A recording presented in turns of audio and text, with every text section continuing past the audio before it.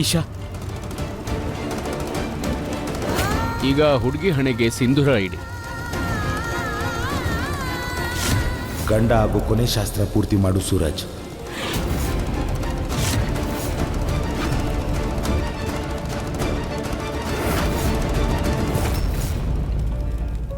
ಹೇಳಿದ್ ಕೇಳಿಸ್ಲಿಲ್ವಾ? ಗಂಡ ಹಾಗೂ ಕೊನೆ ಶಾಸ್ತ್ರ ಪೂರ್ತಿ ಮಾಡು.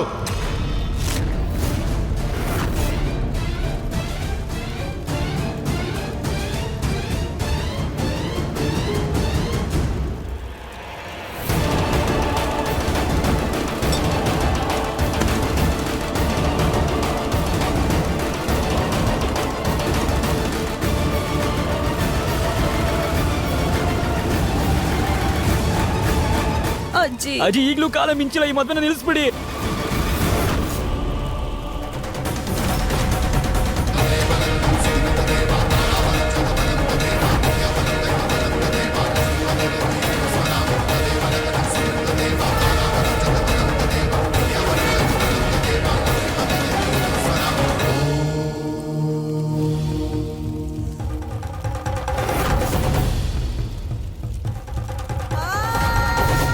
ಸಿಂಧೂರ ಇಟ್ಟ ನಂತರ ಮದುವೆ ಸಂಪ್ರದಾಯ ಮುಗೀತು.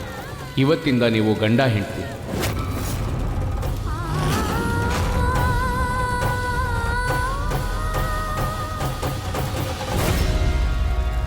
ಕೊನೆಯದಾಗಿ ಏನು ಬೇಕೋ ಕೇಳ್ಬಿಡು, ಯಾಕಂದ್ರೆ ಮುಂದೆ ನಿನಗಿದರ ಅವಶ್ಯಕತೆ ತುಂಬ ಬೀಳೋದಿದೆ. ಇವತ್ತಿಂದ ನಿನ್ನ ಶಿಕ್ಷೆ ಪ್ರಾರಂಭ ಮಗಳೇ.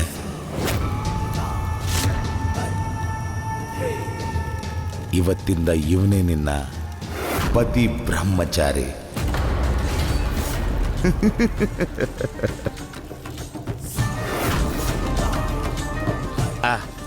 ಆಯ್ತಪ್ಪ, ನಾನಂತೂ ನನ್ನ ಕನ್ಯಾದಾನ ಮಾಡೋ ಜವಾಬ್ದಾರಿನ ಮುಗಿಸ್ಬಿಟ್ಟೆ. ಈಗ ಇವಳನ್ನ ಕಳಿಸ್ಕೊಡೋಕೆ ತಯಾರಿ ಮಾಡ್ಕೊಳ್ಳಿ. ಖುಷ್ಬು, ಇವಳನ್ನ ಒಳಗೆ ಕರ್ಕೊಂಡು ಹೋಗು. ಅಜ್ಜಿ ಕೇಳಿಸ್ಲಿಲ್ವಾ? ಒಳಗೆ ಕರ್ಕೊಂಡು ಹೋಗು.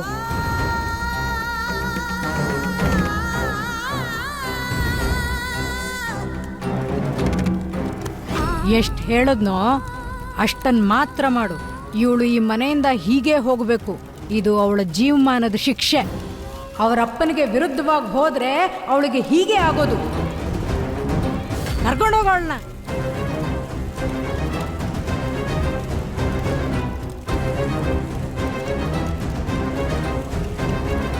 ಅನುರಾಗ್, 10 ಲಕ್ಷ ರೂಪಾಯಿ ತಗೊಂಡು ಬಾ. ಅದು ಯಜಮಾನ್ರೆ, ಎಷ್ಟು ಹೇಳ್ತಿದ್ದೀನೋ ಅಷ್ಟನ್ನು ಮಾತ್ರ ಮಾಡು. ಇವತ್ತಿಂದ ನಿನ್ನ ಮನೆ 4 ಗೋಡೆಗಳೇ ವಿಶಾಲ ಸಂಪೂರ್ಣ ಜಗತ್ತಾಗಿರುತ್ತೆ.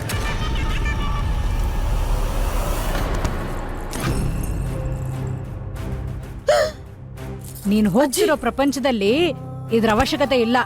ಇದ್ರ ಬೆಲೆ ನಿನಗೆ ಗೊತ್ತಿಲ್ಲ. ರೌಡಿ ಹೆಂಡತಿ ಮೈ ಮೇಲೆ ಒಡವೆಗಳು ಇರ್ಕುಡ್ದು ಬಿಕಾರಿ ತರ ಹೋಗ್ತಿದ್ಯಾ. ನೀನ್ ಹಂಗೆ ಬದುಕಬೇಕು. ಅಜ್ಜಿ, ನಿಮ್ ಮಂಚತ್ವ ಎಲ್ಲಿಗೆ ಹೋಯ್ತು? ಈ ಹಾಳಾದವಳು ನನ್ನ ಮಗನ ಮಾನ ಮರ್ಯಾದೆನ ಹರಾಜ್ ಹಾಕಿದಾಳೆ. ಅವನ್ ಕೊಟ್ಟಿರೋ ಮಾತನ್ನ ಮುರಿದಿದ್ದಾಳೆ. ಇವಳ ಮೇಲೆ ಏನಾದ್ರೂ ನನ್ನ ಅಧಿಕಾರ ಇದ್ದಿದ್ರೆ ಇವಳ ಕಾಲು ಕೈ ಮುರಿದು ಬೀದಿಲಿ ಭಿಕ್ಷೆ ಬೇಡಂಗ್ ಮಾಡ್ತಿದ್ದೆ. ಅಜ್ಜಿ, ಇವಳು ನನ್ನ ಮಗನ ಕನಸನ್ನ ನುಚ್ಚು ನೂರು ಮಾಡ್ತಿದ್ದಾಳೆ. ತೆಗೆಯ ಇವಳು ಚಪ್ಲಿನ. ಈಶಾ, ಈಶಾ ಏನಾದ್ರೂ ಮಾತಾಡು. ಜೀವನ ಪೂರ್ತಿ ಹಿಂಗೆ ಇರ್ಬೇಕು. ಹೆಂಗೆ ತಪ್ಪಿಸ್ಕೊತೀಯ ನೀನು? ಕಾಸ್ಟ್ಲಿ ಚಪ್ಲಿ ಇನ್ಮೇಲಿಂದ ಹಾಕೊಳಕ್ಕಾಗಲ್ಲ. ಚಪ್ಲಿ ಇಲ್ಲದೇನೆ ನೀನ್ ನಡಿಬೇಕು ಅಂತ ನಿನ್ ಹಣೆಯಲ್ಲಿ ಬರ್ದು ಬಿಟ್ಟಿದೆ. ಈ ತರ ನೀಚವಾದ ಬದುಕು ಜೀವನದಲ್ಲಿ ಯಾವ ಹುಡುಗಿಗೂ ಬರಬಾರ್ದು. ಇವತ್ತು ಗತಿ ಇಲ್ಲದೆ ಅನಾಥೆ ತರ ಹೋಗ್ತಿದ್ಯಾ, ವನವಾಸಕ್ಕೆ ಹೋಗ್ತಿದ್ಯಾ.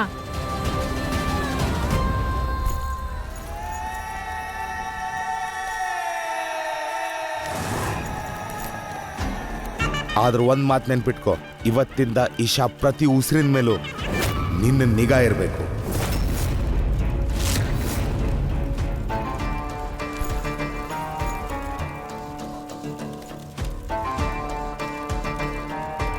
ಗುಲಾಬ್, ಕಳ್ಸೋ ಅವಳನ್ನ. तू ना जरा सा भी मेरी तरह, ना कहीं से मैं तेरी तरह, मिलके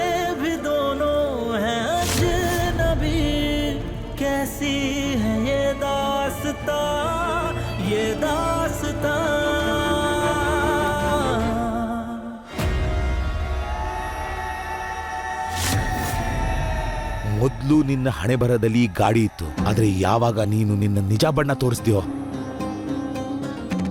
ನಾನು ನನ್ನ ನಿರ್ಧಾರ ಬದಲಾಯಿಸಿದೆ. ಈಗ ಅದು ನಿನ್ನ ಹಣೆ ಬರ. ಅದು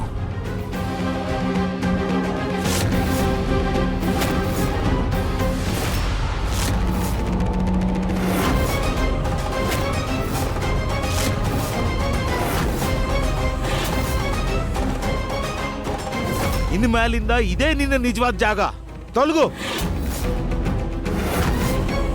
ಅಪ್ಪ ಪ್ಲೀಸ್ ಆ ಥರ ಮಾಡಬೇಡಿ. ಉಸಿರು ಬಿಡಬೇಡ. ಉಸಿರು ಬಿಡಬೇಡ. ಚುಕ್ಕಿ,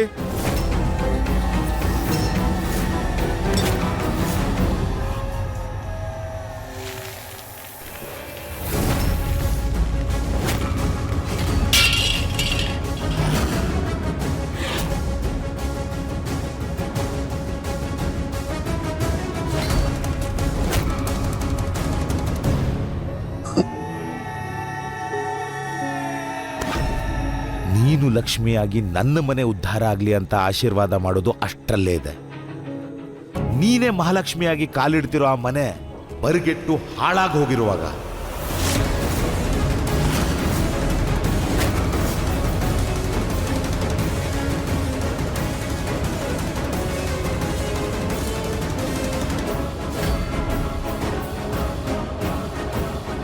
ಹಾ ರೀ,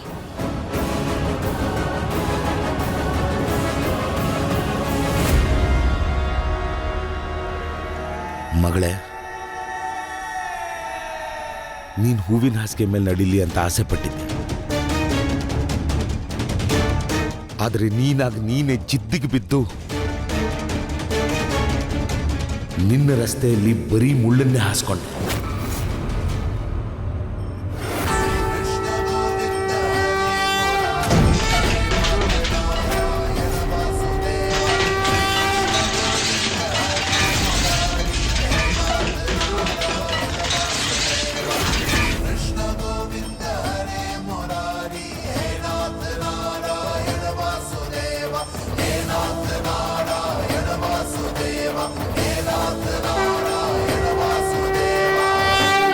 ಅಜ್ಜಿ ಯಾವಾಗ್ಲೂ ಒಂದು ಮಾತು ಹೇಳ್ತಿರ್ತಾರೆ, ದೇವ್ರ ನಿರ್ಧಾರನೇ ಕೊನೆ ನಿರ್ಧಾರ.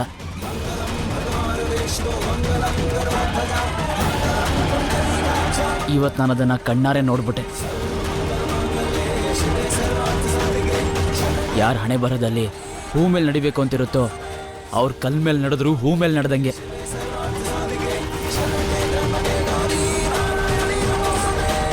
ನೀವು ಎಷ್ಟೇ ಪ್ರಯತ್ನ ಪಟ್ಟರೂ ಈಶಾ ಜೀವನನ ಹಾಳು ಮಾಡೋಕ್ಕಾಗಲಿಲ್ಲ.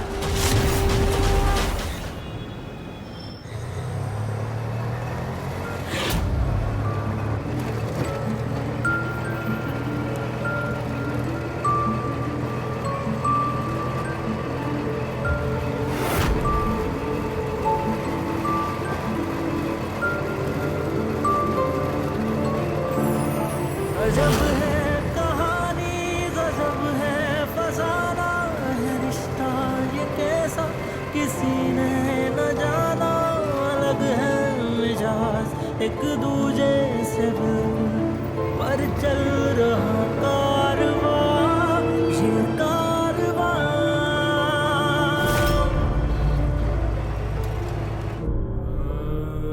ಅಮ್ಮ, ಇವತ್ತು ಈಶಾ ಜೀವನದಲ್ಲಿ ಏನೇನಾಯ್ತೋ ನೀವೇನಾದ್ರೂ ಇದ್ದಿದ್ರೆ ಆ ಥರ ಆಗೋದಕ್ಕೆ ಬಿಡ್ತಾ ಇರಲಿಲ್ಲ. ಖಂಡಿತ ಬಿಡ್ತಿರ್ಲಿಲ್ಲ.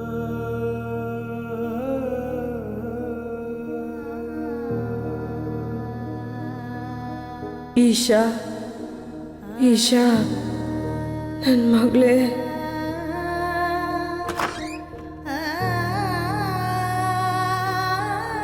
ಈಶಾ. ಅಮ್ಮ, ನಾನು ಹುಷಾರಾಗಿದ್ದೀನಿ.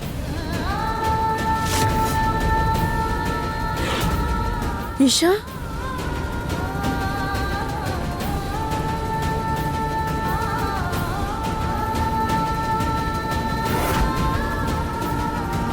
ನಂಗೆ ನನ್ನ ದೇವ್ರ ಮೇಲೆ ತುಂಬಾ ನಂಬಿಕೆ ಇದೆ. ನನ್ನ ಮಗಳ ಜೊತೆ ಏನ್ ತಪ್ಪಾಗಕ್ಕೂ ಬಿಡಲ್ಲ ನೀನು.